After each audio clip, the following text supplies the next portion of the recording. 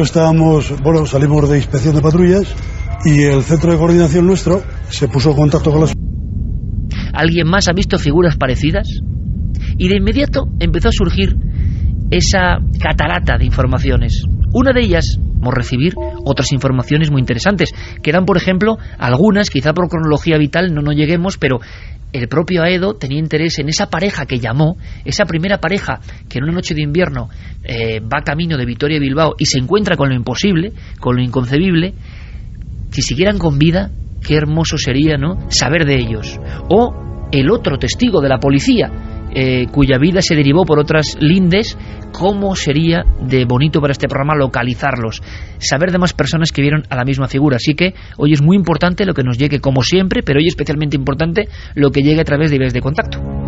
Nos ha pasado en otras ocasiones, Iker, que sin saberlo ninguno de los testigos nos estaban contando prácticamente lo mismo, sin conocerse y sin saber que había testimonios anteriores, con lo cual puede ocurrir también con los casos que vamos a escuchar en Milenio 3. Vamos a dar las vías de contacto para que se pongan en contacto con nosotros si han sido testigos de algo insólito en las carreteras o si esa pareja del coche nos está escuchando o alguno de sus familiares y se siente identificado. Pues que se ponga en contacto con nosotros a través de Nave del Misterio, tanto en Twitter como en Facebook como en Google Plus, o a través del correo electrónico milenio3 con número @cadenaser.com. En navedelmisterio.com la pareja temible en el mundo de la investigación, Diego Marañón y Guillermo León, ya tienen todo activado.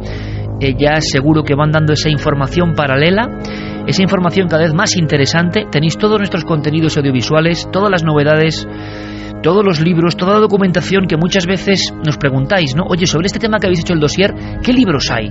¿Qué puedo leer para ir un poco más allá, profundizar? Bueno, pues todo en las secciones diferentes de navedelmisterio.com, con Diego y Guillermo llevando todo a tope. ¿Estáis todos? Nosotros dispuestos a ir a la caza de la sombra. Toda la actualidad en torno a nuestros programas en navedelmisterio.com, el portal hacia lo desconocido. Búscanos también por Nave del Misterio en Twitter, Facebook y Google Plus.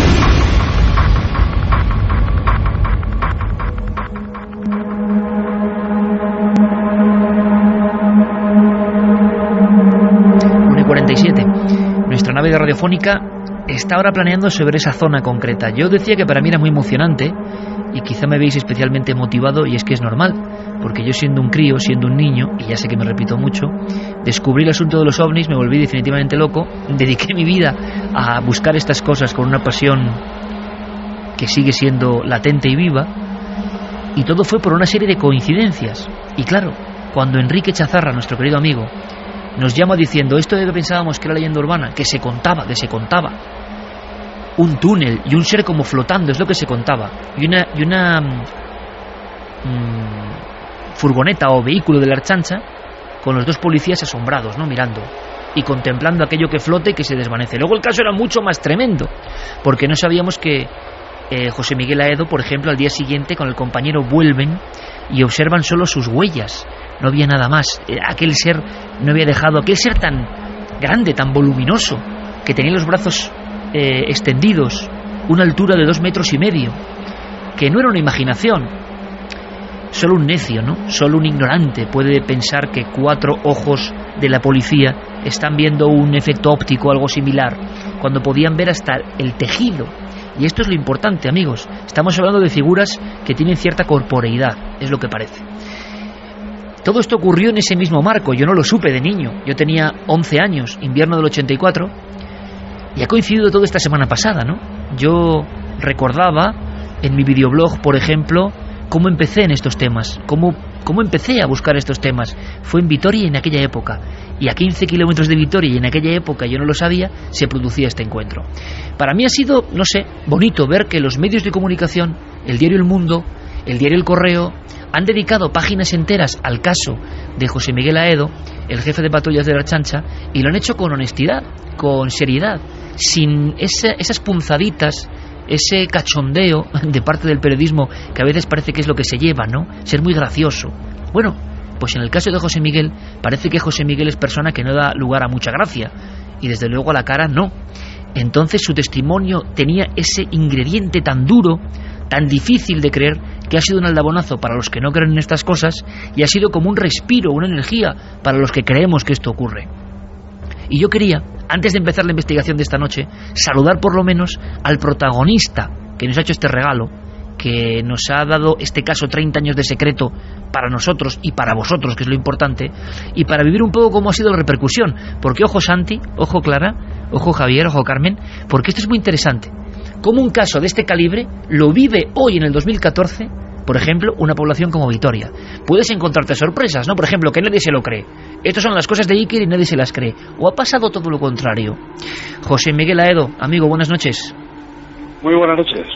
¿Cómo han sido estos días de repercusión después de contar en Cuarto Milenio y de contar con la fuerza que lo hiciste, el testimonio que viviste hace ya casi 30 años?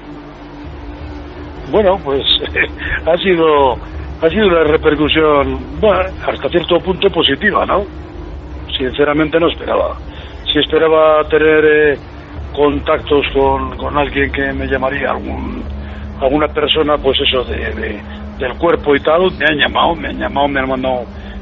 mensajes, me han mandado WhatsApp, me han mandado emails y bueno, pues personas que en su momento pues eran compañeros míos, estaban en la misma unidad y se comentó esto y me relataban pues como que efectivamente ahora mismo en este momento, cuando ha salido en tercer milenio cuarto milenio, perdón, todo esto pues que bueno, pues que lo han revivido y efectivamente le han dado mucha más fuerza, ¿no? Nadie te llamó, digamos, para reprenderte o para decir que eso no era verdad, sino que te encontraste con un eco favorable por parte de los compañeros.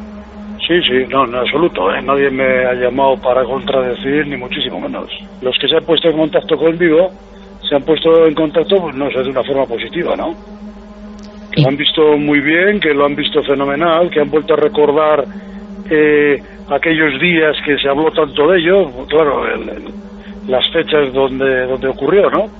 Yo pienso que vosotros estáis haciendo una labor muy muy importante y yo pienso que bueno, pues esto puede ser una rampa de lanzamiento, ¿no? Una rampa de salida de otros casos que efectivamente es bueno, es muy bueno que estas cosas ocurran para que, no sé, vosotros sigáis investigando y sigáis dando testimonios de todas estas cosas, ¿no? ¿Y la gente más cercana, José Miguel? El entorno de los amigos, la familia, te lo digo casi como estudio sociológico, ¿no? Cuando alguien va a la tele a contar una cosa de estas, ¿cómo es luego la repercusión? Bueno, pues en principio ha sido buena, no ha sido mala.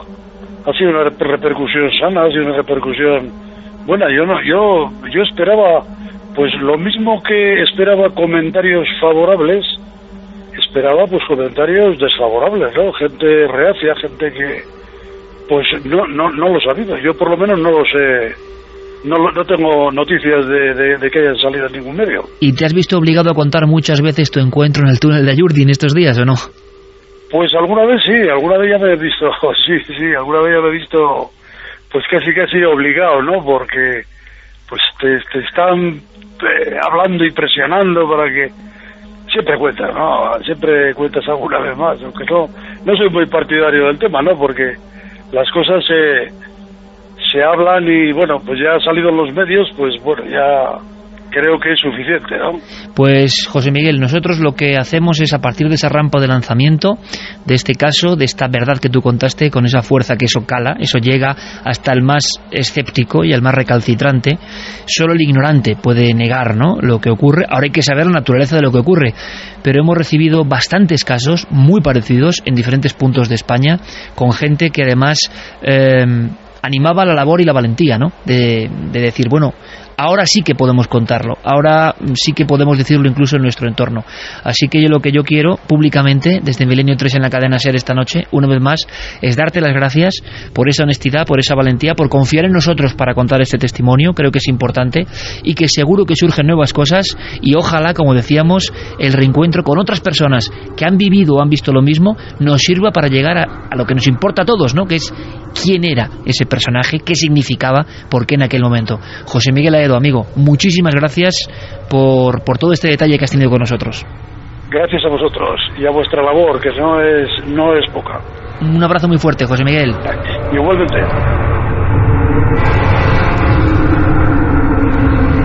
Creo que algo positivo, una cosa que es tan fuerte, un jefe de patrullas de la policía vasca, que es un medio especialmente y lógicamente, vamos a decirlo, hermético en sus archivos, cuenta que se han encontrado con un individuo, con un ser, con un espectro, con un fantasma de 2,5 metros, encapuchado. Curiosamente, Clara Tauces tiene por aquí algunos documentos. Ahora empieza la ristra de casos, pero tienes algunas piezas donde, si nos dicen que lo que ha visto este policía en el año 84 es lo mismo, es un retrato en piedra siglos antes de la fotografía, nos lo creeríamos. Esta figura como espectro que surge con un capuchón y con cierta dinámica parecida al testimonio es habitual en los primeros rastros de la historia. Sí, porque los personajes que llevan cucuya, o sea, una capa con capucha, eran habituales ya en la antigua Galia, y existen numerosas representaciones de personajes también mitológicos que además los llaman geni cuculati, y esto son las representaciones de figuras encapuchadas que aparecieron en principio en diferentes lugares, pero vamos, las que donde toman el nombre son de un lugar donde se encontraron estas figuras en forma de 3. Aparecen frecuentemente, casi siempre con 3, una especie de triada, ¿no? En el medievo existen muchas figuras muy terroríficas, por cierto. Lo he contado alguna vez del caballero que se encuentra en el Camposanto a los 3 amortajados. La figura de los 3 amortajados creo que debe ver de todo esto, pero hay piezas que tiene clara ahí la imagen que yo no había visto nunca y estoy asombrado, porque parece que son como retratos antiguos de algo que era mito, pero mito creído, mito real, o sea que gente lo veía. Sí, porque aparecieron, por ejemplo, en 2 altares en un templo de Wadendorf en Austria. Estas figuras que había una inscripción que concretamente decía genio cuculato, es decir, genio encapuchado. Genio encapuchado, como una terminología que viene de la zona, sobre todo, de Austria, Alemania, Hungría, toda esa zona central de Europa. Sí, bueno, en la Galia, también en Irlanda, es decir, aparece en diferentes lugares. Lo que pasa es que toma un poco este nombre genérico de ese encuentro que fue en 1930. Y de ahí ya esas figuras genéricamente se llaman así. ¿Y qué sabemos de ese genio cuculato, que es una palabra nueva que yo desconocía, que me encanta? O sea, lo de siempre, estamos viendo que las personas ven algo y resulta que vamos a la historia antigua y ese algo se aparece en las crónicas. ¿Tenía algún significado mítico en este corazón de Europa? No se sabe muy bien. Su papel está un poco en la nebulosa. Se cree que pueden ser representaciones tanto de la fertilidad, porque algunas de estos genios, la capucha, sobre todo en piezas de bronce, se quitaba la capucha y lo que aparecía era un falo. Como signo de fertilidad. Como signo de fertilidad, también como de salud, pero ojo, también eran como una especie de deidades que podían entroncar con lo maligno o con lo benigno, pero en una categoría menor, ¿no? Como muy habitual dentro de las gentes pobres y no tanto en las dignidades, porque los templos no son muy frecuentes ni muy comunes, ¿no? Eran genios populares, sí. Figuras que adoraban las personas del pueblo y que hablamos quizá de 1500, 2000 años, y ya aparecen figuras encapuchadas que surgen de esa parte de la naturaleza desconocida. Un simple apunte, es que en España, Javi, ¿podrías ponerme un ejemplo concreto? Tenemos, y no muy lejos del túnel de Ayurdin, es curioso esto, ¿no? La conexión con lo que llamamos mito, y que hemos creído siempre que era mentira, mito era mentira, y me parece a mí que no. Mito es una forma de enseñanza que trasciende el tiempo, formulado casi como un relato oral. Aparecen las figuras de la noche, los ensotanados, muy parecidos a lo que dicen testigos ver hoy en día en esa misma zona. Sí, en la zona del País Vasco. De hecho, allí hay una frase, un dicho, que dice el día para los del día y la noche para los de la noche, refiriéndose a este tipo de seres. Y existen en la leyenda unos personajes llamados el Gaueco, que es un ser de gran oscuridad, un ser que en ocasiones es representado como la propia personificación de la noche, que se aparece en lugares donde hay próxima pues algo que puede generar una tragedia, como para avisar de un peligro al testigo que está a punto de pasar por él, y se considera que son unos personajes benignos, unos personajes que de alguna forma avisan para que no se produzca esa tragedia. Sin embargo, si el testigo hace oídos sordos de esa advertencia, estos seres sí se convierten en algo peligroso, hasta el punto de que pueden ser ellos mismos los causantes de esos peligros. La pregunta es, ¿el ser humano estaba viendo unas cosas, inventaba unas cosas para explicar algo que estaban viendo, o porque estaban viendo algo lo transformaban en su mundo y le daban una serie de leyes? Vamos a aprender entre el hoy y el ayer esas leyes. Quedaos con algún término, vamos a viajar también, por ejemplo, al Antiguo Egipto. Yo lo he contado muchas veces porque es una de las figuras que más me impresiona, ¿no? Pero quizá Nacho Ares nos lo cuente mucho mejor y muy brevemente.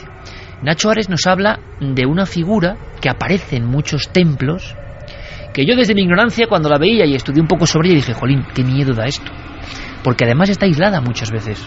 Ves los grandes frisos cuando vas a Luxor, a la antigua Tebas, o vas a Comombo, o vas al Valle de los Reyes o las Reinas, claro, y el público está mirando unas cosas, y yo veía otras y decía, ¿quién es esta especie de alma condenada? Aquí están poniendo una especie de sombra condenada, y para representarlo el artista dibujaba algo que lo vamos a ver en apenas unos minutos. Gente concreta dice haber visto en plena carretera, como si todo fuese un bucle, ¿no? Nacho nos habla de esa sombra o jaibit a la que yo me he referido muchas veces, y que es la gran perla negra de la cultura egipcia. Pero en algunas tumbas, no en todas, en algunos lugares, no en todos, aparece. Y aparece como si fuese una sombra perdida, una sombra que no ha encontrado su lugar. Y el mito, repito, mito que puede ser cultura absolutamente real que hemos perdido, es que esa sombra, cerca del lugar de la muerte, podía aparecerse. Los antiguos egipcios creían que el cuerpo humano estaba formado por 5 componentes espirituales o mágicos. Estaba el Ka, el Ba, el Aj, el propio nombre de la persona, y un quinto elemento muy importante era la sombra. Pues bien, esta sombra, que es descrita en las pinturas de algunas tumbas egipcias como una silueta negra abandonando la entrada de la sepultura, los propios textos que acompañan a esas representaciones nos están hablando de una entidad con vida propia, con una velocidad extrema en sus movimientos, lo que nos recuerda curiosamente a cómo son esas apariciones de sombras que en la actualidad hay personas que dicen ver cuando están en su casa, en su trabajo o en diferentes lugares. Tú recuerdas bien, Carmen, por ejemplo, esa figura tan famélica. Ojo a estos datos que vamos a dar porque los damos por algo. Una figura que siempre es delgada, excepcionalmente delgada respecto a otras figuras en Egipto, con un gran cráneo, con los brazos a veces muy delgados y extendidos, y que, como ha dicho muy bien nuestro compañero Nacho Ares, fijaos la expresión, ¿no? Se la dibuja o se la esculpe abandonando el sepulcro. Era una especie de herejía, ¿no? No ha habido ese viaje a lo estelar, no ha habido ese viaje a la búsqueda de otras vidas, sino que por algún motivo que desconocemos, esa sombra, ese individuo, el que fue vivo, se ha quedado encarnado aquí, no trasciende, y entonces, como si fuese convertido en lo oscuro, ese término es muy importante, surge de la sepultura, y los artesanos egipcios y artistas lo esculpieron de esa forma. Tú lo recuerdas bien, ¿no? Sí, me acuerdo de muchas tumbas que tenían esas pinturas, esos frescos, y donde esa figura se representaba perfectamente.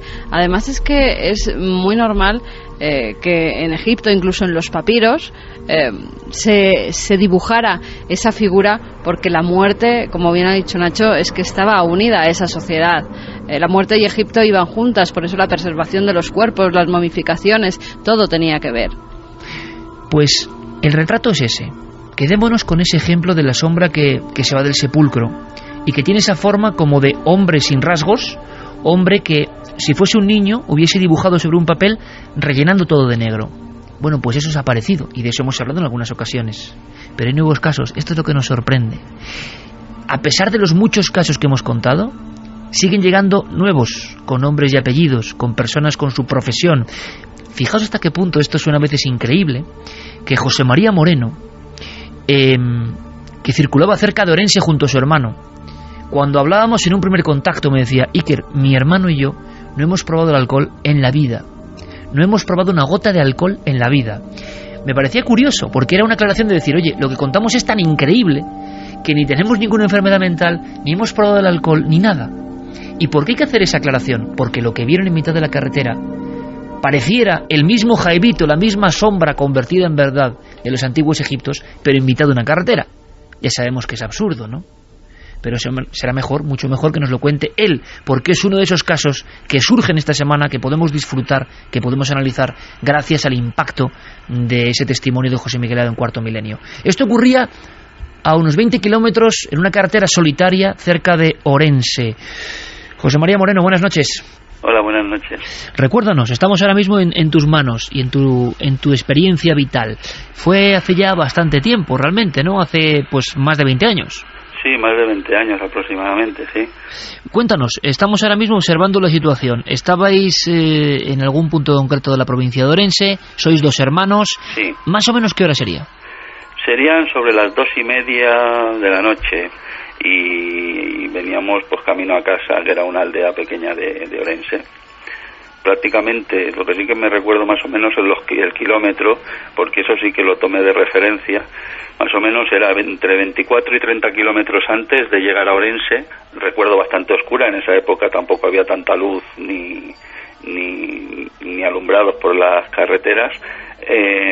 Pues nada, íbamos circulando y iría a una velocidad de unos entre 80 a 100 kilómetros por hora más o menos. Y en esto que hubo una figura que me recordó mucho al ver el programa anterior de este pasado domingo. Me recordó mucho la figura del programa con la que nos encontramos. La carretera era de dos direcciones, los coches que venían y nosotros que nos dirigíamos hacia Orense, pues aparece justo con las piernas abiertas y con los brazos abiertos en medio de la carretera. Era una sombra oscura, con un aspecto alto, o sea, una forma humana, y los brazos en cruz. Con los brazos en cruz, que para mí eran más largos de lo normal. O sea, veía una figura que era más larga, unos brazos más largos de lo normal. Te llamó la atención especialmente eso, ¿no, José María? La extensión. ¿Hablamos de una figura delgada, una figura gruesa? Yo la recuerdo delgada, más bien. Uh-huh. Yo la recuerdo delgada, y los brazos sí que podían pasar incluso por lo que era por encima del coche. O sea, no sé cómo explicarlo. O sea, pasaba el coche, pues podría pasar con el coche por debajo de los brazos, porque los tenía así bastante extensos. ¿Llegas a ver manos? ¿Llegas a ver dedos? ¿Algún tipo de algún tipo de, vamos a decirlo así, de traje o de vestimenta? Esto no lo puedo asegurar, porque es que la cosa fue tan rápida. Yo me lo encontré, es que no me esperaba. Era una carretera totalmente, no había vehículos, o a esa hora no circulaba ningún vehículo, íbamos solos, totalmente solos en la carretera, no había nadie, pocos coches nos cruzamos realmente. Estaba en mitad, en la línea, en medio de la carretera, en medio de la carretera, o sea, no estaba en mi zona, sino en medio de la carretera, o sea, entre los dos carriles, en medio. Y la forma humana era clarísima, ¿no? No podía ser... Era forma humana, pero era totalmente oscuro. El rostro, imposible de ver. No le vi el rostro, no tenía rostro. Y ahora mismo, cuando estamos hablando, José María, yo creo que, como pasa muchas veces con estos testimonios, y le pasaba a Ertzaina al jefe de patrulla que estuvo en el programa, es que parece que estáis viéndolo de nuevo, ¿no? Estás contándolo y parece que estás viéndolo de nuevo. Yo lo recuerdo con pánico, realmente, aquella escena. Al encontrármelo de frente, yo vi como uno de los brazos parece que intentaba como darme en el coche. ¿Como tocarlo? Como tocarlo. Entonces yo me espanté, y entonces fue cuando hice la maniobra y giré el coche bruscamente porque pensé que iba por mí. Entonces ahí es el pánico que cogí, aceleré y seguí recto, mirando para atrás y viendo que aquello se había quedado allí inmóvil en la carretera. Y seguí todo recto, lo que sí que quise parar en algún sitio, pues para ver si eso me había dado en el coche o me había hecho alguna cosa en el coche, porque tenía intranquilidad de que me hubiera tocado, pero no encontré ningún sitio y me encontré muy solo. A pesar de que íbamos en el coche los dos, nos encontramos solísimos allí. ¿Y qué os decís los dos hermanos en ese momento, José María? No sabíamos realmente qué era lo que... era algo vivo, algo de otro, o algo de otro sitio, no lo sé, pero era algo que tenía su propia identidad. ¿En ningún momento, José María, observasteis algún tipo de luz, algún tipo de elemento que os llamase la atención, ahora si recuerdas, un poco antes de la observación, alguna luminaria extraña? Nada.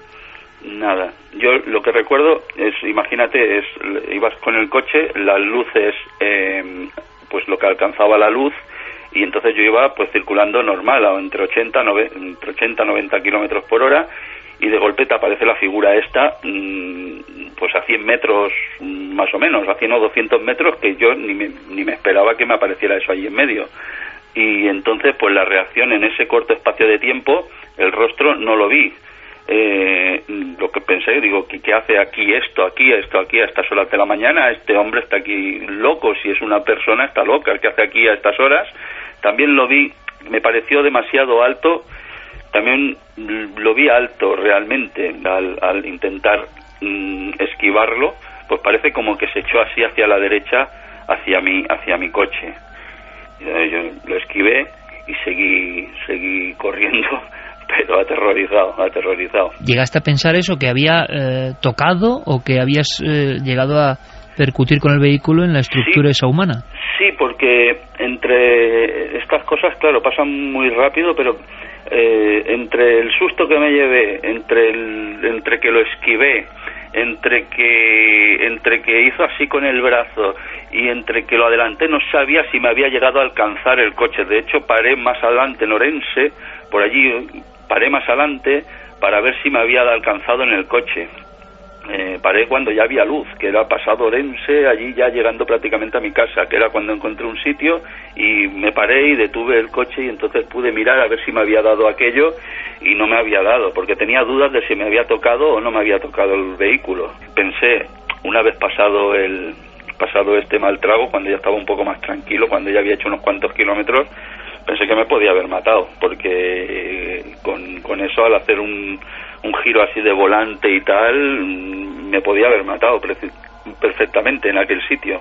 Te dio la impresión de que aquello se quedaba allí, ¿no? Que vosotros seguís ruta y que aquello no se evaporaba, sino que se quedaba allí. Aquello quedó allí, lo que fuera aquello quedó allí.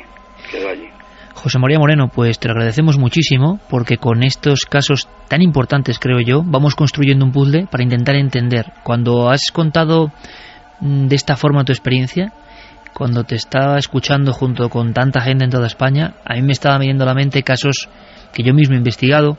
La provincia de Albacete, Pozo Hondo, por ejemplo, pues idéntico a lo que estás contando. En otra población de Santander, en mitad de la carretera, con los brazos en cruz y que un coche tiene que esquivarlo también.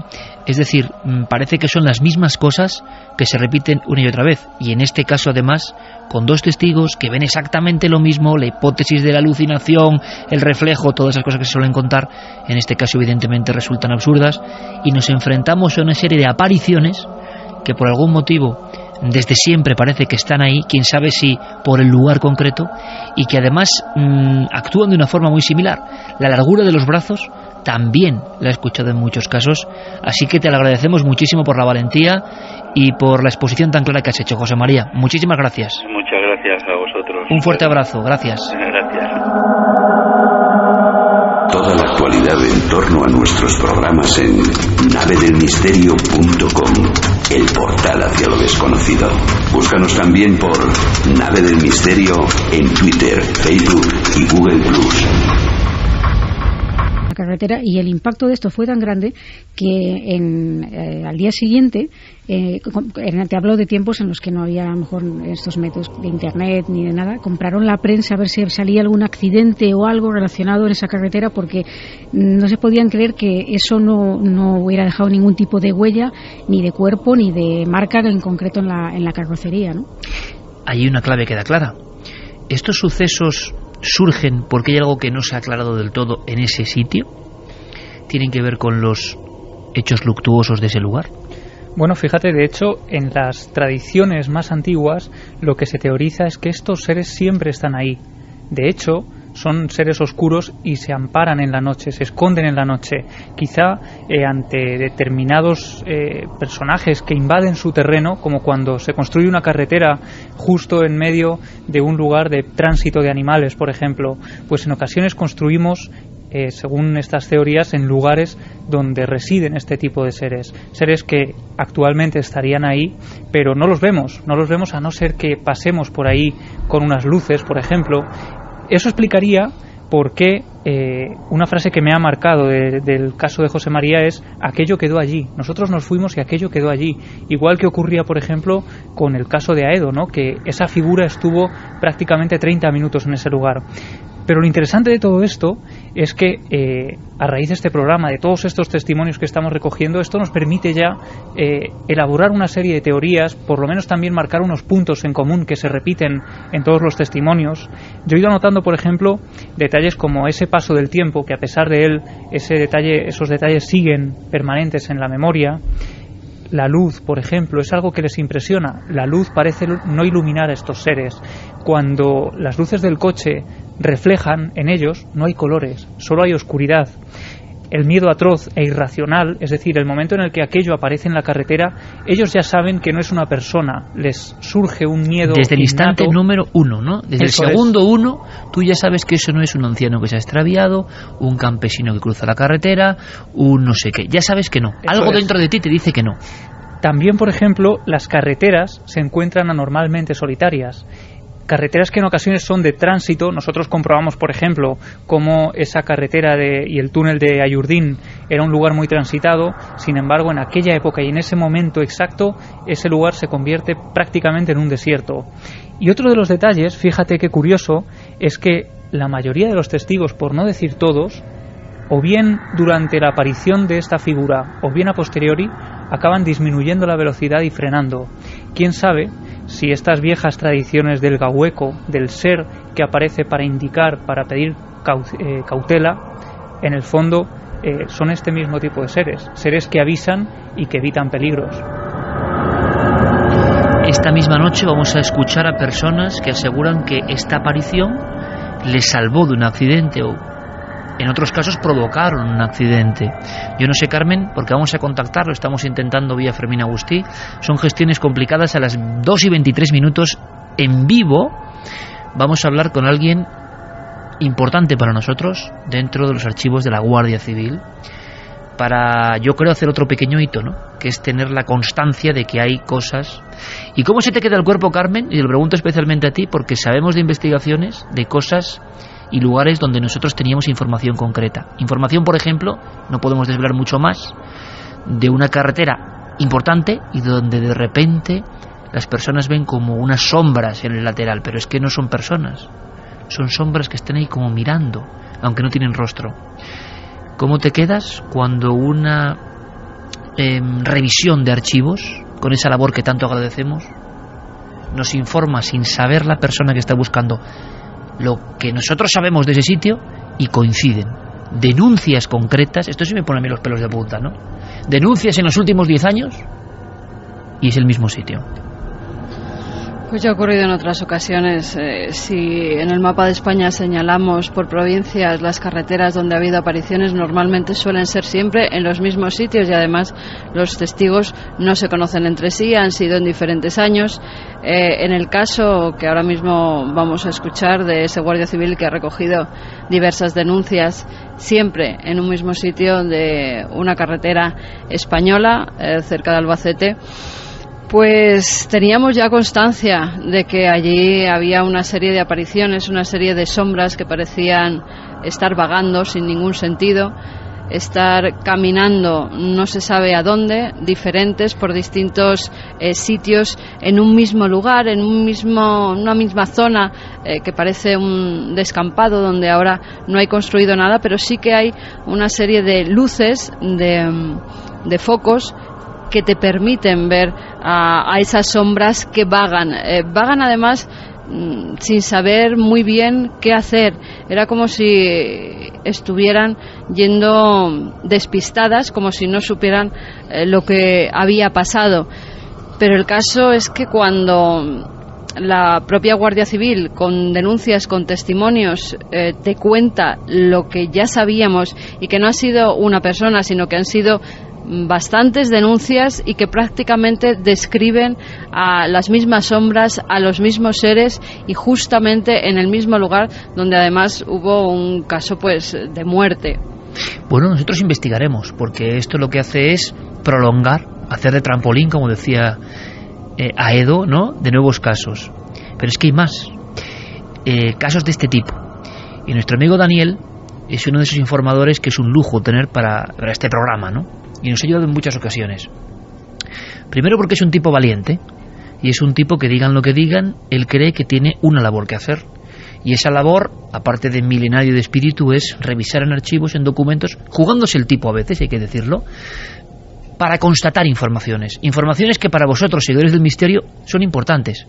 Si ya hablamos en su día de hospitales donde miembros de seguridad habían visto cosas increíbles, habían sacado sus armas delante de una figura parecida, si hemos hablado de apariciones en la carretera que han provocado denuncias concretas, diferentes casos, esta noche tenemos la oportunidad de tener, ¿no?, este proceso de desclasificación tipo Wikileaks, ¿no?, pero con informes oficiales que demuestran que muchos puntos, como decía Carmen, resulta que siempre son los mismos. Esto es lo inquietante.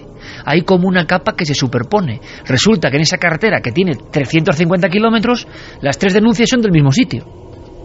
¿Y qué pasa entonces? Daniel, 2:27, buenas noches. Buenas noches, amigo. Vamos a ver si logramos contactar con Daniel. Hola, hola, ¿me escuchas? Sí. Buenas noches. Vamos a ver. Buenas noches, sí que. Una vez más, y a estas horas más, muchísimas gracias por tu apoyo a este equipo.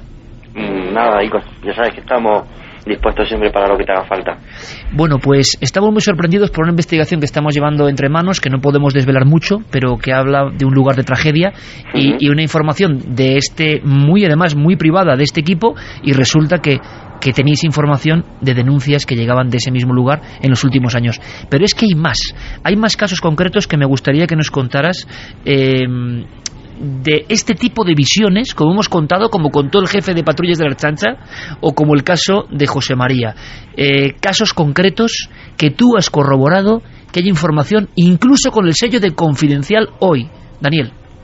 Pues sí, efectivamente, que en algunas zonas de España, en algunos puntos en concreto, sí que han sucedido algunos casos y han sucedido algunas apariciones, aún sin confirmar por la fuerza y cuerpo de seguridad de qué se trataba, pero sí que varios testigos sitúan esas apariciones en distintos puntos de carreteras del litoral andaluz o de la zona de Levante. Vamos a hacer una cosa. Desde luego el público dirá, ¿por qué suena tan rara la voz?, ¿no? Nos vemos obligados a distorsionar un poquito la voz de nuestro compañero Daniel. Lo entenderéis perfectamente. Yo repito que él se juega el pellejo, y lo ha hecho varias veces, para tener información que ha acabado en documentos que hemos podido mostrar, y lo agradecemos, y por eso tenemos que, digamos, mantener su identidad en secreto. Pero es una persona, os lo aseguro, que se viste por los pies, con una familia maravillosa, y un tipo, repito, muy valiente, y que nosotros queremos, porque la labor que está haciendo no es habitual. Muchas veces hemos querido que dentro de los cuerpos de seguridad haya este tipo de informaciones, y ha sido siempre como ocurre, ¿no?, por individualidades, no por normas, ni leyes, ni administraciones. Y además lo que ocurre, que luego muchos altos mandos nos han dicho, así se hace, ¿no? Así se hace, pero ellos no lo hacen. O sea, es decir, que tiene que haber alguien siempre que dé el primer paso. ¿Había algún caso muy concreto, Javi, que tú le habías pedido información a nuestro amigo Daniel, concreto, y donde sabemos que habían ocurrido otros casos? Por ejemplo, Lora del Río, en la provincia de Sevilla, ¿no? Sí, precisamente a mí me sorprendió, porque yo hablé con Daniel a principios de esta semana contándole las investigaciones que estábamos llevando a cabo para este programa, y le pedía, por favor, si podría acceder a esa base de datos para buscarnos alguna referencia o alguna información en nuestras carreteras, si había denuncias, si había avisos.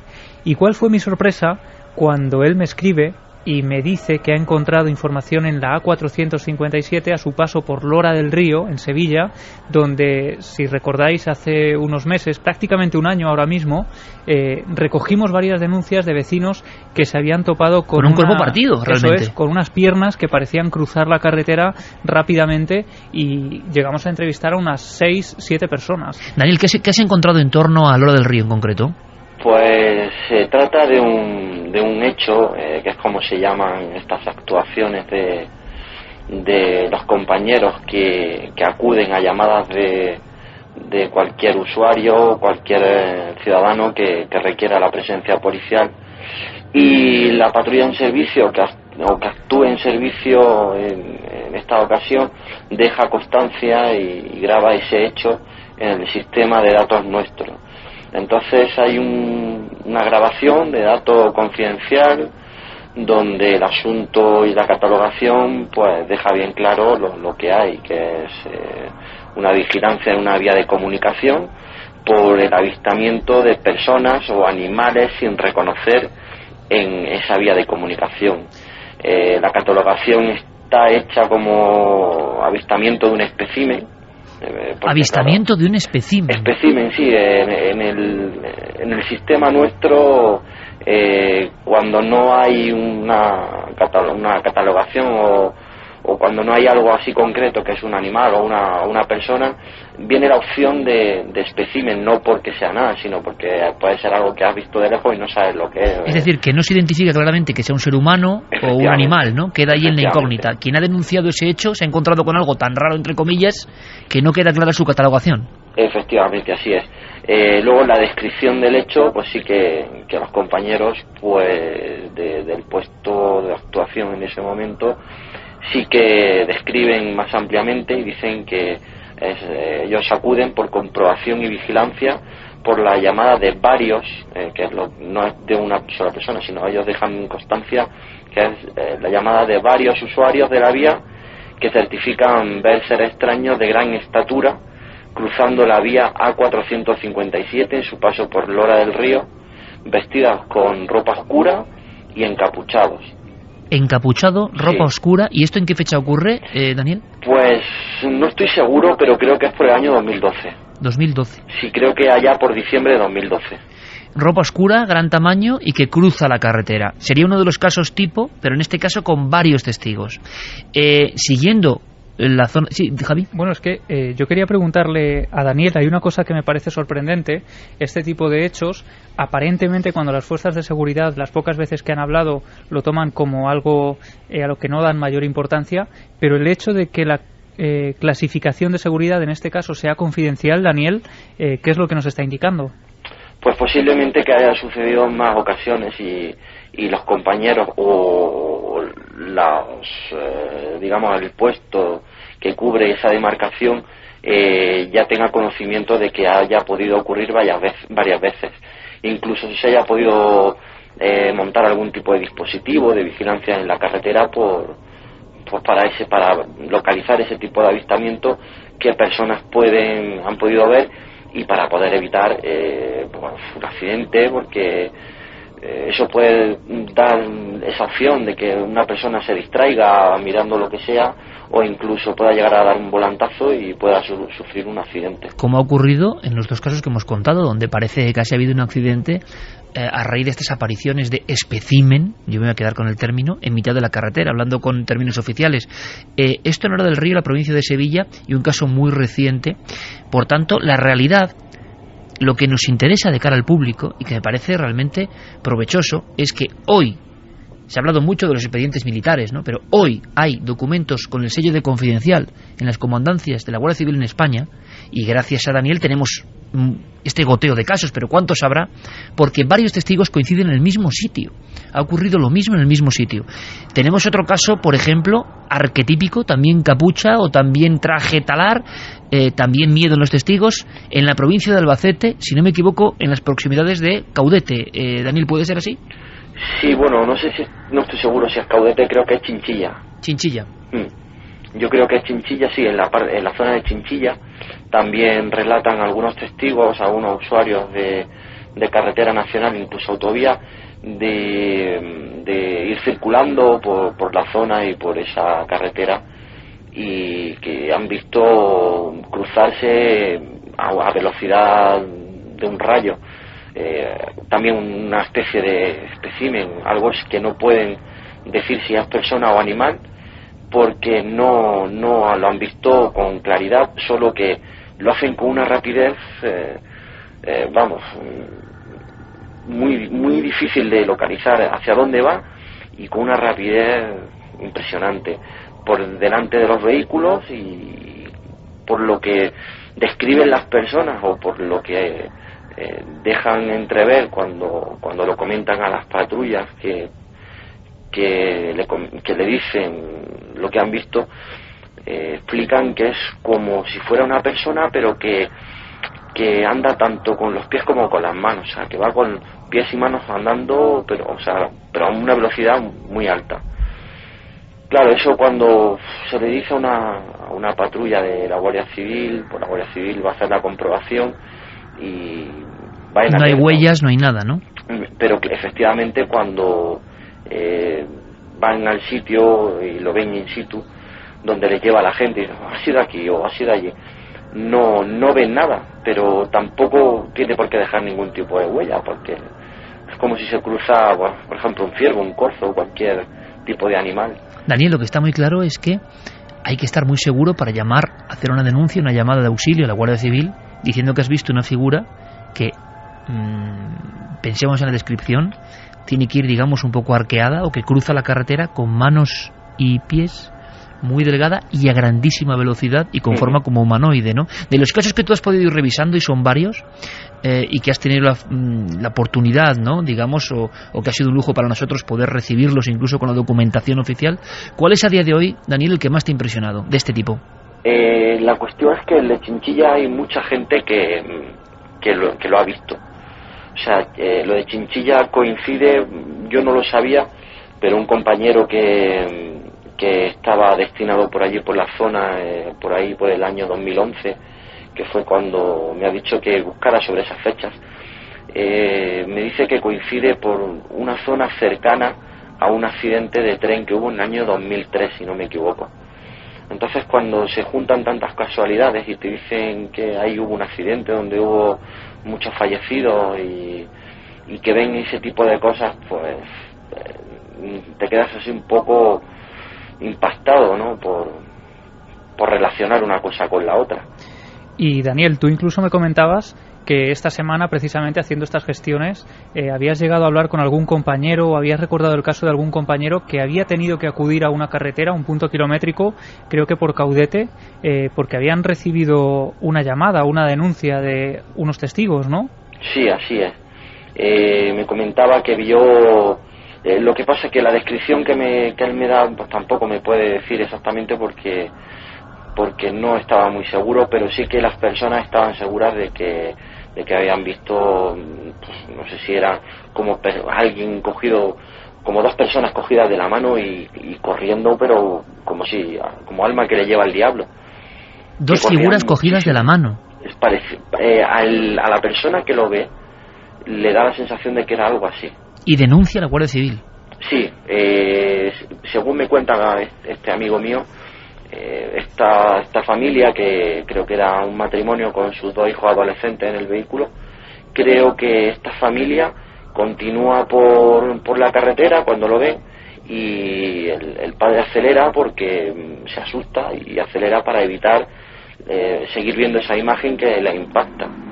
Entonces, y lo ven todos, al parecer. Sí, según tengo entendido, sí. Y un poquito más adelante, sino 4 o 5 kilómetros más adelante, se encuentran con una patrulla que estaba realizando un punto de verificación allí en un cruce, y entonces se paran con esta patrulla y se lo dicen que han visto algo muy extraño, y ya es cuando se lo cuentan.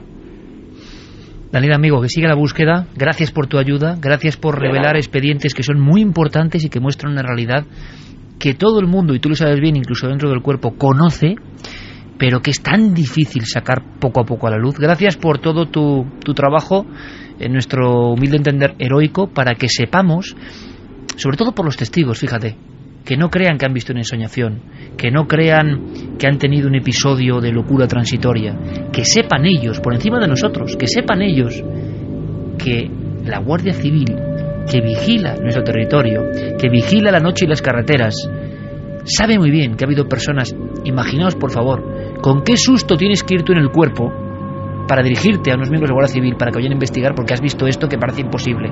Así que la labor es importantísima. Daniel, seguimos en contacto y seguimos con investigación abierta. Gracias, amigo. De nada, Iker. Un abrazo. Una semana ha conseguido compilar Daniel, es decir, esto de cara al público es algo que ocurre de vez en cuando, pero parece que en la Guardia Civil este tipo de casos se conoce más habitualmente de lo que nosotros creemos. ¿Qué dice nuestro público, Carmen, en este momento de la noche concretamente? Quizá alguno haya podido aportar un caso que en el futuro pueda ser importante, ¿no? Aporte algo más. Pues sí, la verdad es que hemos recibido casos interesantes, pero fíjate, me voy a centrar en el de Alejandro, no omitiré sus apellidos para continuar la investigación, porque creo que es un caso que puede dar resultados sobre qué pueden ser estas figuras, y de nuevo en retenes oficiales. Él nos mandaba un mail que nos decía: me llamo Alejandro. Antes de nada debo recalcar que, aunque seguidor ocasional desde hace años tanto del programa de radio como del de televisión, me considero un escéptico, simplemente por no ser capaz de... Esos son los oyentes que nos gustan, los escépticos sobre todo, ¿no?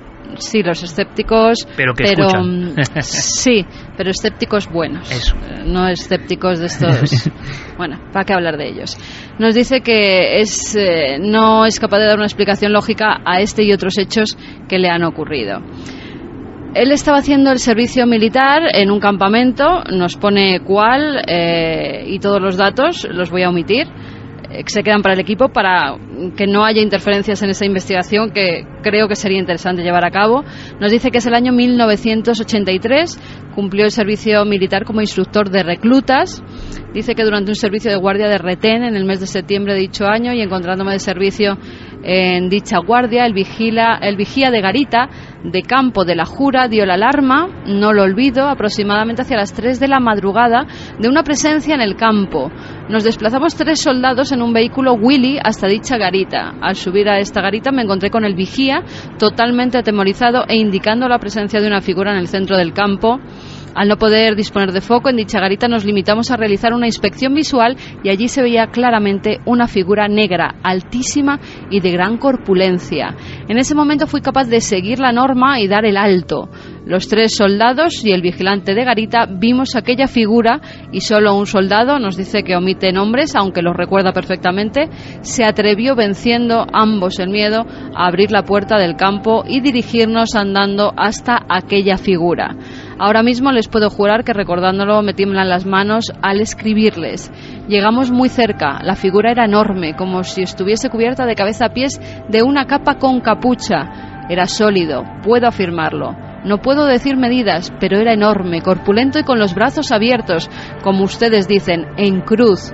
La sensación era, lo recuerdo, escalofriante, con un silencio que jamás he vuelto a experimentar. Y así como lo vimos, no puedo certificar el tiempo que estuvimos viéndolo, se desvaneció. Jamás he sentido tanto miedo como aquella noche.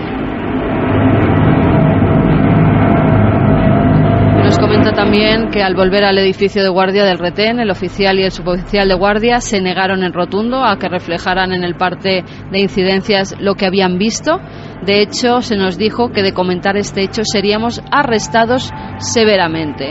Nos vuelve a indicar el año 1983, el lugar donde estaba haciendo la mili, todos los datos e incluso el número de su compañía, su nombre, apellidos e incluso pues la forma de ponernos en contacto con él ante este caso, que creo que tremendo, junto con el de Talavera, creo que es tremendo, ¿verdad? Porque también es una aparición con los brazos en cruz de nuevo, en el caso de Talavera de un hombre verde como luminoso, y en este caso como de una figura ensotanada. Y el mismo caso que hemos contado de José María Moreno, esos brazos en cruz que llaman tanto la atención, el caso de Ayurdi en brazos en cruz. ¿Sabe algo más clara de qué puede significar eso, no?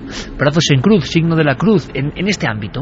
Sí, porque la cruz es un símbolo mucho más antiguo de lo que creemos, ¿no? No solamente es un símbolo del cristianismo, sino que es anterior. Hay representaciones de la cruz en el siglo XV antes de Cristo, es decir, muy anterior.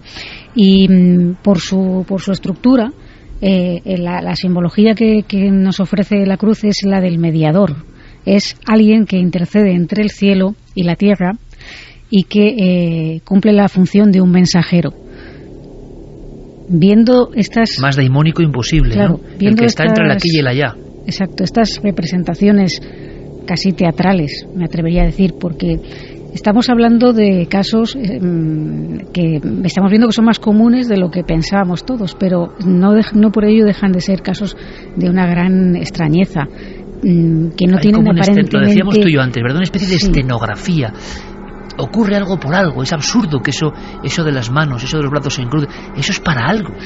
Sí, es para algo, porque no tiene ningún sentido. Por ejemplo, imaginad que estas cosas también pasan, ¿no? Que vayáis por la carretera y alguien necesite auxilio y lo primero que hace es intentar parar un vehículo. Una forma de hacerlo es ponerse en medio de la carretera, ¿no? Quizá con los brazos en cruz, pero bueno, es un poco arriesgado ponerse en medio de una carretera porque te pueden atropellar. Es decir, siendo algo humano. Nadie se pone con una pierna y la otra abierta, como el caso que hemos visto de Orense, en mitad de la carretera nacional. Y con esas a no ser que sea un suicida, claro, a no ser que sea un suicida. Y esos atuendos, ¿no? Esas capuchas, ¿no? Luego está el tema del tiempo que ha mencionado antes Javi de manera así un poco por encima, ¿no? Pero que yo creo que merece cierta reflexión. En el caso de Aedo, por ejemplo, la pareja que la pareja que se encuentra con eso, que se sale de la carretera y que realmente pues casi tienen un percance gordo por culpa de esa presencia, da parte a la Ertzaintza y pasa media hora de tiempo, transcurre media hora desde que se da ese aviso hasta que llega Aedo con su compañero. Pues es decir, eso estaba ahí esa media hora esperando, porque claro, por ejemplo, las apariciones espectrales no encajan muy bien con esto, ¿no? Los espectros tienen más que ver con algo que sucede en determinado lugar, que queda marcado y que se repite independientemente del observador. Aquí parece que tiene que ver con quien está viéndolo. Sí, exactamente, es como si le hubieran estado esperando a la persona. Vamos a hablar de un caso concreto. Tenemos comunicaciones, vamos a Mérida, esa tierra mágica que también nos acogió, porque en las cercanías de Mérida, pero cogiendo rumbo hacia el norte, provincia de Cáceres, ocurre otro caso tremendo, otro de estos ensotanados, pero con un elemento más. Charo Ozores nos lo comentaba, quería ser partícipe, uno de tantos casos que hemos ido recibiendo. Hay muchísimos, compañeros, y seguramente iremos filtrando esta información. Gracias por vuestra ayuda, como en el caso de este militar, ¿no? En aquel tiempo, en el 83. Gracias por vuestra valentía. Entre todos estamos logrando algo. Pero vamos a Mérida. Vamos a Mérida hace unos 5 o 6 años, a esa zona, o partiendo de Mérida, porque este caso es paradigmático de ese mensaje. Charo, buenas noches. Hola, buenas noches. Charo, ¿cuál es tu historia? Cuéntanos. Pues mira, yo salía de Tarifa de unas vacaciones y venía a dirección Madrid. Y entonces paramos, como a las 10 de la noche paramos en Mérida, estuvimos ahí cenando y creo que eran sobre las 12, ya cogimos el coche y salimos por la carretera de Extremadura, ¿no? Y ya no recuerdo si a la media hora, 3/4 de hora, no sé, no recuerdo tanto el tiempo, ¿no? Pues yo iba, claro, en noche cerrada, que no se veía ningún coche por delante de mí, o sea que yo iba alumbrando mis faros, ¿no? Y de repente veo como que viene por el arcén, o sea, sale como de un matorral, pero él andando por la zona un poco ya del campo. Veo salir a un monje, o sea, un monje, una persona como de estos hábitos como la película esta del nombre de la rosa. Y claro, yo me quedé así asustada y claro, no quise mirar luego, volver la cabeza, porque claro, yo iba a lo mejor a 120, claro, que digo, se me va el coche. Entonces luego sí miré, claro, por el retrovisor, pero claro, ya era oscuridad, porque yo solamente iba alumbrando, porque era noche cerrada, lo que yo veía en ese momento. Entonces me quedé así como pensando, digo, qué miedo, fíjate aquí, no sé, o sea, un monje andando, claro, a mitad de la carretera de Extremadura, de la autopista. Yo sé que luego al poco de pasarle, de repente veo la carretera como algo negro, entonces claro, freno así poco a poco, voy frenando para que no se me vaya el coche y veo como trozos de coches como desperdigados. Y dije, anda, digo, porque al principio no sabía lo que era, digo, ya veo como el guardabarros y tal, y entonces vi un coche que estaba salido en el arcén, en la carretera, pero como en diagonal, como cuando aparcas en batería. Y entonces yo fui frenando, claro, y me daba miedo parar. Entonces yo no vi a nadie en el coche. Entonces seguí, pero claro, me quedé con la cosa y dije, no, yo voy a llamar a la policía. Entonces llamé. Pudo ser que se saliera porque unos minutos antes pudo ver a la aparición esa que yo vi. Claro. O sea, que porque si yo, por ejemplo, hubiera movido la cabeza para atrás, igual el coche se te va. Pero yo ahí no vi un coche que hubiera colisionado con nadie. O sea, que no sé, o de alguna manera a lo mejor que me avisaran a mí, no lo sé. Pero yo sé que se me quedó siempre la imagen de un monje que no venía a cuento, que le ves que sale de de noche oscura cerrada, que tú lo iluminas con tus faros. Y se movía, Charo, en dirección a la carretera, venía del campo para cruzarse un poco en tu camino, digámoslo así. No, él venía andando por el arcén. Ajá. Incluso a mí, yo le iluminé, tú iluminas, y él ni siquiera mira el coche, pero él no va andando, en el arcén, pero por la zona ya que es un poco ya tierra. ¿Te llamó la atención? Sí, ¿te llamó la atención algo del movimiento? Es decir, ¿te pareció algo extraño? ¿Se comportaba como una persona normal? ¿El traje te llamó la atención algo? ¿Llegaste a percibirlo? O sea, algo físico, no era algo como una imagen, como un vapor, como una sombra, sino que era algo físico que estaba ahí. Era algo físico, que no miró ni siquiera el coche ni nada, y era como una persona que me daría miedo verla, a mí se me impactó. Una persona como grande, bastante grande. Con capucha, has dicho, ¿no? Con capucha, él iba con la capucha puesta y como de esos hábitos tipo marrones. Claro, que de repente veas que de los matorrales que muchas veces salen de los arcenes, ¿no? Veas que de repente de ese matorral ves como que sale una persona andando, un monje. Y una cosa, Charo, le has dado vueltas, imagino, durante todo este tiempo. ¿Y qué has llegado a pensar de esta aparición? ¿Que realmente te salvó de algo, quizá, también? Puede ser, sí, porque yo ahí ya me quedé como pensativa, claro. Ya aminoré un poco la velocidad y luego como surgió, claro, lo que yo luego vi, un coche ahí como que había perdido trozos de, ¿cómo se llama?, de los guardabarros. Y estaba tirado en la cuneta, eso sí lo pensé, digo, a lo mejor es una manera de avisarme, o lo que he dicho antes, o a lo mejor esa persona vio lo mismo que yo y se salió de la carretera. Que curiosamente es lo mismo que ocurre en el caso que contamos del jefe de patrullas de la Ertzaintza, que le llama a una pareja porque tiene que prácticamente dar un volantazo y salirse de la carretera, porque una figura idéntica a la que tú nos cuentas les hace dar un volantazo, ¿no? Que es el peligro que tiene esto. Y ellos acuden por una cuestión de puro tráfico, o sea, un coche que casi se ha accidentado en mitad de la mediana de una carretera. ¿Y esto ocurre hace cuánto tiempo, Charo, más o menos? Yo creo que fue en el 2007, lo tendría que mirar mejor, 2007 creo que fue el 26 de agosto. Pues yo no sé si vosotros tenéis archivos, porque yo llamé a la policía. Lo que vamos a hacer, Charo, porque es muy interesante, calculando los tiempos, la velocidad que tú ibas más o menos, y lo que transcurre desde Mérida y esa carretera que la conocemos muy bien, porque ha habido muchos casos de este tipo, y me da medio que coincide con cierta zona, vamos a ver. Sería muy interesante, haciendo el cálculo más o menos, si se corresponde a una zona muy concreta, ya en la provincia de Cáceres, donde ha habido bastantes acontecimientos en la zona ya próxima a la central nuclear de Almaraz y demás, que puede ser, sí, 1 hora de Mérida.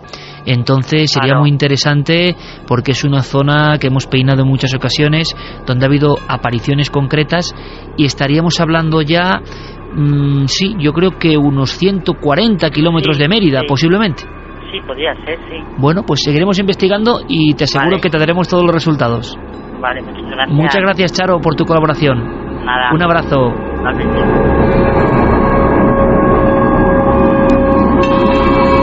Y es que hoy en día la informática nos permite tener resultados casi ipso facto. Una gestión sobre el mapa nos hace dar un dato. Yo tengo eso en la cabeza, ¿no? Es que hay una zona, y lo sabe bien mi querido amigo Gonzalo Pérez Sarró, donde han aparecido muchas de estas figuras. Tú recuerdas, Carmen, la historia de Valparaíso y la niña fantasma perfectamente, ¿no?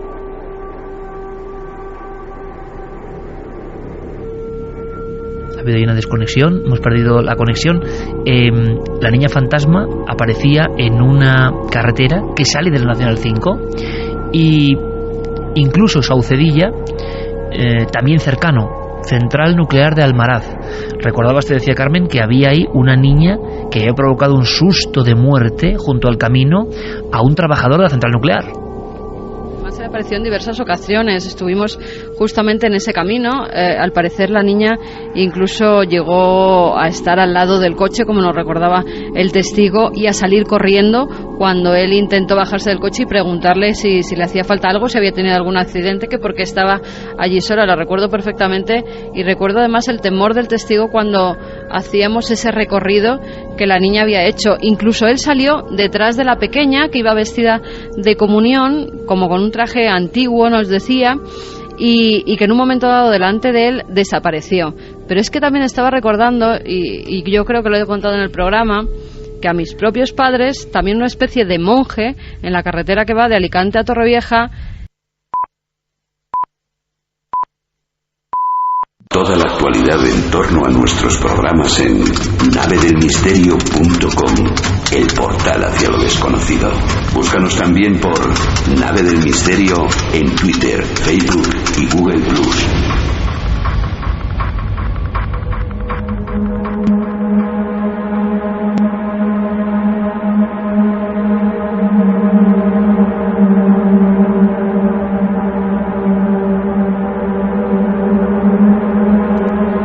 Y 7 minutos. Nuestro viaje prosigue, nuestro viaje continúa. Lo hace con estas bandas sonoras tan especiales que Jeremy Martínez sabe muy bien cuándo tienen que entrar. Cosas tan cotidianas, ¿verdad? Como Apoptose, o The Northland, o Lacus Somniorum. Pero que en el fondo, por algún motivo, interpretamos ya en nuestra mente como lecho sonoro de estos casos, con esa fuerza, con esos testimonios que están contando una realidad que no logramos entender del todo. Aquí seguimos todos, espero que vosotros también. Enseguida damos paso a un montón de historias, pero evidentemente ahí fuera seguíamos hablando en la tertulia paralela de qué puede significar esto, ¿no? Decía Santiago Camacho que había muchas, digamos, fenomenologías diferentes dentro de los aparecidos, que estábamos dedicándonos solo en homenaje a ese caso de la policía vasca, al caso concreto de estos oscuros. Fijaos, yo lo he comentado en alguna ocasión, el padre de cierta forma de pensar muy, muy asociada a lo que pensamos muchos en este equipo, que es una familia de muchos pensamientos diferentes, se refirió a estudiar los oscuros. Lo comentábamos, Carl Gustav Jung y su encuentro con los oscuros, pero tuvo más encuentros. El gran padre de conceptos como el arquetipo o conceptos como el inconsciente colectivo, creía que estos seres venían de ese limo de la humanidad y se podían presentar. Ya no hablaba de la sombra, que es, por cierto, todos sus términos importantes, lo que proyectamos, lo oculto, lo reprimido en nosotros, que llegamos a proyectar casi como si fuese un egregor, como si fuese una energía real. Jung fue más allá y tuvo sus diferentes encuentros con la sombra, sí. Un día tenemos que hacer un monográfico solo de Jung, de su pensamiento, de lo innovador. A lo mejor un día Diego la entrevista, sería una buena entrevista con Carl Gustav Jung, la propongo desde ya en sus entrevistas con el más allá. Pero uno de los grandes expertos en Jung, que fue uno de los primeros que en libros de ciencia, de psiquiatría y de medicina habló de la sombra y de hasta qué punto la sombra se podía parecer, es Manuel Almendro. Manuel Almendro, doctor, psicología, nos habla, aunque sea brevemente, de cómo Jung, no solo en su casa de Bollingen se encontró con estas mismas sombras, estas mismas que ha contado Clara o Javi, hemos contado aquí, encapuchados, un poco corpóreos, altos, no se les ve el rostro, y estaban en su jardín, y él mirando desde la ventana, lo contaba hace poco, sino que tuvo otros encuentros y escuchó hasta un mensaje. Pero aquí hay un mensaje muy importante. Según Jung, estas apariciones significan algo. Pero solo si tú te abres a ese algo, puedes ir obteniendo más información. Estos casos son muy fugaces. Tú vas en el coche y la información que tienes es un susto de muerte. Claro, ¿qué vas a tener? Recordemos lo que ha contado Daniel, nuestro confidente entre comillas. Tú ves esas figuras cogidas de la mano que van casi como con un patín, que no corren, que a gran velocidad, y ¿qué vas a pensar? No puedes ni interactuar. Jung, como aparecían cosas en su casa de Bollingen, tuvo la fortuna y el atrevimiento de ir un poco más allá. Almendro nos lo cuenta. En el fondo es un gran personaje de la humanidad preguntándole a las sombras. Es una escena que tiene que estar esta noche también aquí. En el libro rojo de Jung, Jung explica este encuentro con las propias sombras. En un momento se le aparecen 3 sombras y le dicen que si Jung se abre a estas sombras que vienen, esas sombras le van a traer, un conocimiento, que va a tener que ver incluso entrar en la comunidad de los muertos. Fíjate que eso es una cosa realmente sorprendente, ¿no? El hecho de que se encuentren con estos espíritus, con estas sombras que para él realmente ya van a formar parte de su vida durante un tiempo, resumiendo, Jung tiene encuentro con sombras de este tipo, con espíritus, podríamos decir, a través de un proceso de imaginación activa que no era en absoluto un juego. Y Jung realiza algunas obras de estos diálogos que le producen un cambio de mentalidad.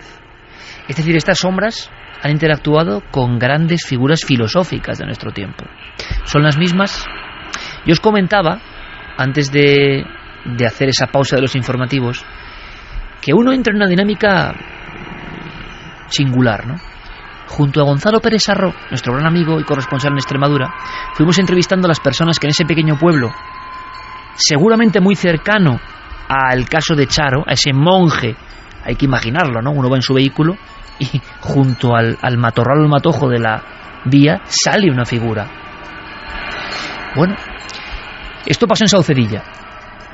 Lo que pasa es que los testigos iniciales fueron niños, y entonces nadie creyó a los niños. ¿Qué va a ser? Pues cosas de niños. Hasta que ya 14 niños y su monitora en la piscina observan, porque la piscina da a una parte que es puro páramo, hacia la carretera. Y es que lo tengo aquí, porque yo he entrevistado a las personas que vieron aquello, y os hablo de que yo entrevisté a estas personas hace 20 años. Y entonces describen como a un cura, fijaos la descripción, ¿no? Como un cura que tiene una especie de capucha y que va vagando, y todos los niños coinciden en que lo que más les aterrorizó y les hizo salir corriendo, pero corriendo como alma que lleva el diablo, es que no había movimiento natural, sino que aquello se deslizaba como el que ve una imagen pasar, una imagen en postproducción de algo, pero claro, en la realidad. Luego lo ve otra niña y adolescente que se encuentra con la figura en una de las arterias que entran al pueblo, y que va avanzando ella. Es impresionante este caso, yo creo que hay muy pocos parecidos a nivel de intensidad, y luego os contaré por qué digo esto de tenebroso, ¿no? Y entonces se da cuenta que las farolas van pasando y que esta figura casi va tocando las farolas de la entrada González Amézqueta, la calle que entra en el pueblo de Saucedilla, que no tiene casi casas, no tenía en aquella época, sino más bien solares. Y justo cuando ella se aterra de miedo, ve que esa figura gira por uno de esos callejones donde no hay salida y desaparece. Pero la historia más brutal es esa otra, la de María del Mar Mariscal, que sin tener contacto con las otras baja a dejar la basura. Imaginaos, por favor, un chalet adosado pequeño, y dentro del pretil, dentro, de repente ve al cura, a la figura. El traje es como de sacerdote antiguo, y ella llega a ver una cara, un rostro, lo llega a dibujar blanco, pálido, es decir, una cosa, una personificación, no es ya una sombra, huesudo, como de un muerto, decía ella, como de un muerto. Y entonces con una de las manos le dice que venga, pero ella siente un terror tremendo, pero a la vez una parálisis. Esa parálisis le provoca mayor miedo, porque se ha quedado en las escaleras de su casa y no puede bajar. Su padre es quien ve desde dentro la escena y sale con un cuchillo de caza a por el intruso. Aquel intruso, que os imagináis, se desvanece. Yo andaba, imaginaos en mi mente, junto a Gonzalo, claro, vas con un amigo, año 94, entrevistando a toda esta gente. Toda esta gente, y tú lo sabes sobre todo bien, Javi, de los que estamos aquí, y Clara también, ¿no? Va impregnando en tu mente un montón de sensaciones. Tu mente va haciéndose al fenómeno también, ¿no? Estás como tocando eso raro que es meterse en los fenómenos, y que quien no haya estado nunca ahí no lo entiende. Y yo me acuerdo que iba para otro rumbo, salí de aquel pueblo, iba a otros lugares muy lejanos, y se me averió el coche en el peor momento. Era un viejo Volvo que me daba muchos problemas, y entonces yo no lograba arrancar, y me había perdido, y había dado muchas vueltas. Y sabéis esa sensación de dar vueltas por carreteras secundarias. Mi dirección era la zona de Zarza de Granadilla. Imaginaos estar extraviado en tu coche solo, con la gracia de escuchar músicas parecidas a estas, y con toda la mentalidad de lo que has ido escuchando en la cabeza. Y ya que me doy por perdido y que el coche renquea, y varias veces se me para, y la última vez se me para, pero puedo encender los focos. Y os juro, os doy mi palabra, estoy en un sitio que no conozco porque es todo oscuro, y supuestamente estoy como a 60 kilómetros de donde realmente estoy. Y enciendo las largas, intento estar ahí, y entonces me doy cuenta que estoy justo donde el cartel y la piscina, donde todo empezó en Saucedilla. Es decir, había estado dando vueltas por una zona eran otros tiempos, otras carreteras, y había vuelto al mismo lugar. No distinguía, no tenía luces en el coche, volviendo de vez, y al volver, lo primero que veo es el cartel y el edificio de la piscina donde todo empezó. Y os doy mi palabra de honor de que en ese momento, un poco antes, yo en el coche solo, no sé por qué, estaba venga a pensar en el cura que empezó todo, ¿no? Jolín, ya estaba en el sitio donde empezó todo. Os aseguro que pocas veces he pasado tanto miedo, porque además al coche le costó volver en sí, ¿no? ¿Por qué digo esto? Porque lo que ocurre en un coche, sobre todo a solas en la carretera, es muy especial. Tenemos una especial vulnerabilidad. Es verdad también que cualquier cosa nos puede provocar un miedo y ser un origen natural, ¿no? Una sombra, un elemento. Pero cuando estás en el mundo del misterio, por eso hablábamos de que esa zona, donde Charo nos contaba esto en el 2007, es muy especial, muy especial. ¿Qué más hemos pescado entre los testimonios de nuestra audiencia en las redes sociales, Carmen? Pues mira, David Uribe nos dice: yo trabajo en la Sierra Norte de Sevilla, en carretera, y tuve una experiencia también en la A8200, que es la carretera que va de Cazalla de la Sierra a Guadalcanal. Estoy escuchando el programa y estoy con la carne de gallina todo el tiempo y me estoy dando cuenta que no era una visión lo que yo vi. Luis Vázquez dice: sobre el año 98, en la carretera que lleva a Guadalupe, Cáceres, un compañero mío de trabajo, probábamos prototipos de coches de una marca alemana. De madrugada, mientras conducía, se le paró el coche, quedándose a oscuras, y al arrancar de nuevo y encender las luces, se encontró justo enfrente un ser que parecía tener como patas de cabra y ojos rojos, mirándole fijamente, que de un salto desapareció por la cuneta. Bueno, ese es el mito del macho Lanú, ¿no? El mito de las urdes, ¿no? Mi compañero llegó a la base llorando y con un estado de nervios que, conociéndole, quedaba claro que algo raro le había sucedido. Miguel también nos dice: cerca de mi pueblo siempre se ha contado que hay una curva en la que se ha aparecido en varias ocasiones una niña vestida de blanco que falleció justo allí. ¿Realidad o ficción? El caso es que ha habido varios accidentes justo en esa curva a lo largo de los años. Javier Caput dice: yo vi una sombra que se me cruzó andando y del frenazo desperté a mi pareja y lo hizo delante de nosotros con las largas puestas y era negra como con una capa y no se le veía ni la cara. Salió corriendo delante nuestro. Luego me enteré que hubo un accidente mortal en esa zona. Es una carretera secundaria en la provincia de Valencia y acongoja mucho. También se hacen muchas preguntas. José Vicente Conesa dicen que en la base de los Alcáceres, en Murcia, hay apariciones. Está cerrada. ¿Habéis oído algo de esto? Hombre. Es del Ejército del Aire. Sí, claro, los Alcáceres, San Javier, las bases en Murcia del Ejército del Aire, donde, por cierto, los primeros casos de ovnis reportados por militares en España surgen de ahí, del año 62, justo de ahí. Ovnis, de momento, luces. También nos dice Nazaret López: lo que sea este fenómeno no lo sé, lo que tengo claro es que la mayoría de testigos nos inventan estas historias. ¿De qué serviría? Magdalena Don Marco dice: ojalá los coches de estos policías hubieran llevado cámara, sería ya la pera, como hacen en Estados Unidos, ¿no? Que graban todo las intervenciones que hacen. A ver, ¿hubieran podido grabar esa figura? Pues nunca se sabe. Yo creo que no. Yo creo que esto se lleva mal, lo daimónico, hemos dicho alguna vez, se lleva mal con la tecnología. Y muchos piensan: hombre, sí, claro, porque no hay documentos, ¿no? No lo sé. A mí me da la impresión personal, de que esto, lo que sea, elige muy bien el momento, cómo y de qué forma. Y no debe ser tan fácil de capturar. No se deja capturar tan fácilmente. Casos concretos nos han llegado muchos. Podríamos cerrar con un ejemplo. Tenemos más grabaciones, tenemos más testimonios, pero los iremos salpimentando en próximas ediciones. ¿Por qué? Porque seguro que a raíz de lo que vaya llegando hoy a las redes sociales y en comunicación hay más elementos. Esta noche es, una vez más, ahondamos en estas sombras y yo creo que es muy difícil pensar que todo esto es una imaginación colectiva, ¿no? Es muy difícil pensar. El mensaje tampoco lo entendemos muy bien. El mensaje, ¿para qué y por qué?